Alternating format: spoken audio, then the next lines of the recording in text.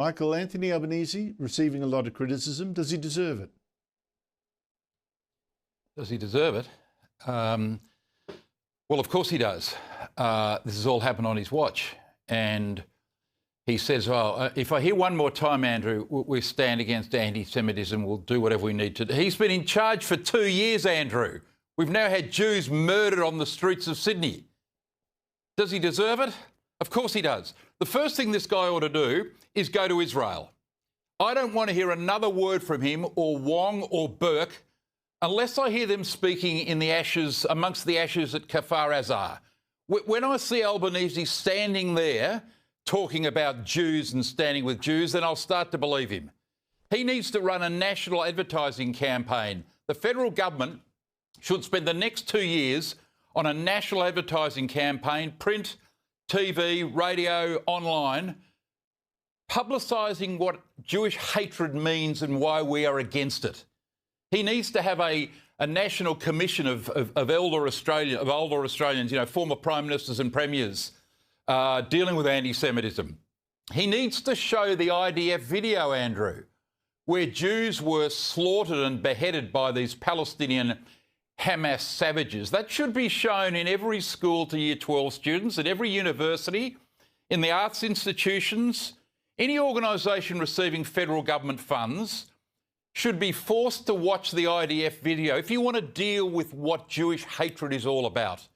And of course we should send the refugees from Gaza home. We should strengthen the character test in the Migration Act immediately. I mean, Jason Wood and a number of Liberals tried to do this in 2019 to make it easier to deport people on visas, and the Labor Party voted against it twice. Twice they voted against it, right? Twice, Albanese in those days. There needs to be the immediate implementation of Siegel, obviously. Well, that's been on his desk for 7 months. And on it goes. There's so many things that the government could do urgently about face masks at demonstrations, etc., etc. What's this guy done? Nothing. Nothing. He stands there and says, I've given a few shekels to some Jewish organisations. They should feel happy.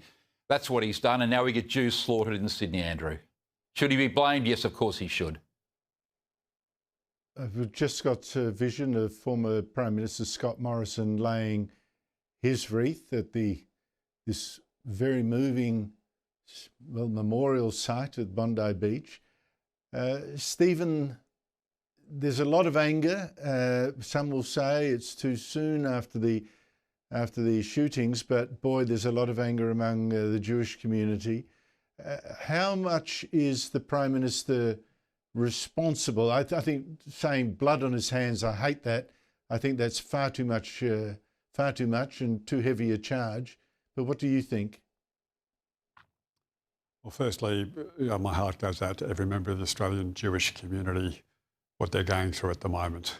To feel that you can't walk safely in the streets of Australia is a shameful thing for our country. All Australians deserve to feel safe. In terms of, I agree with some of what Michael said there about a national education and information campaign. So Australians absolutely understand what has gone on. No, so I absolutely agree with Michael on that. I think that's worthy. I agree with him. I think it's important to implement the Siegel recommendations. I think the government has to send the most unambiguous message to those hate preachers that it is over, it is unacceptable. They have to call it out. They have to be seen to call it out. They have to take action to ban organisations that preach and encourage this behaviour, these statements, and they have to do it quickly. It is just not acceptable that these rants, these anti-Semitic, Jew-hating rants, are able to be allowed and tolerated. Enough is enough. Michael, you know, I grieve for the dead and the injured and people who suffered so much loss yesterday. And you know what? It also makes me cry to think of what has happened to Australia. I mean, in our lifetime that we've come to this, where did we go so wrong? So, Andrew, there's no doubt the character of this country has changed, and I think it's fair to say now the multicultural experiment is being torn asunder by people who don't share Western values. It's not to say their culture's no good, it's just different.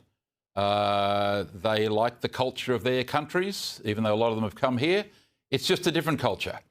We like the Western way of life. We like the Westminster system of government. We like freedom, democracy, religious freedom, tolerance, mateship. We're proud of our country and its history. We're not faultless? Of course not. What country is? But people who come to Australia that want to set up enclaves, that's fine. But if you're not going to integrate into this country, then it's just not working. I mean, it's not working. Yesterday will change this country forever.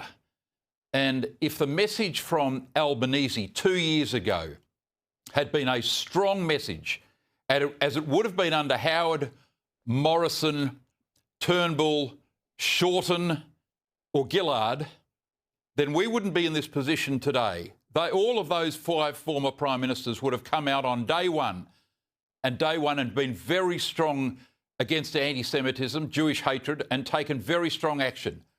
But, Andrew, what's happened over the last 2 years has been this dog whistling against Jews, against Israel, wink, wink at the UN, wink, wink in donations, wink, wink in criticising Netanyahu. You know, remember Penny Wong was asked, would you arrest Benjamin Netanyahu if he came to Australia?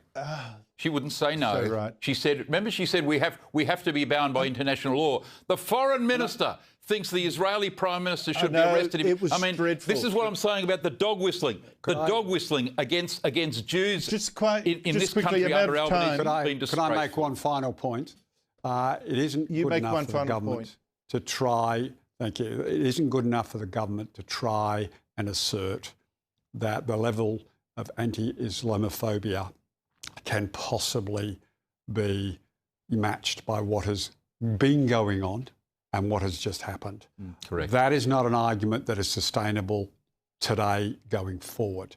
It's struggled to be sustainable up to now. It is absolutely unsustainable from yesterday going forward. Correct. Stephen Conroy, we're very well said. Thank you so much. Totally in agreement with you. Michael Kroger, thank you very much to you both.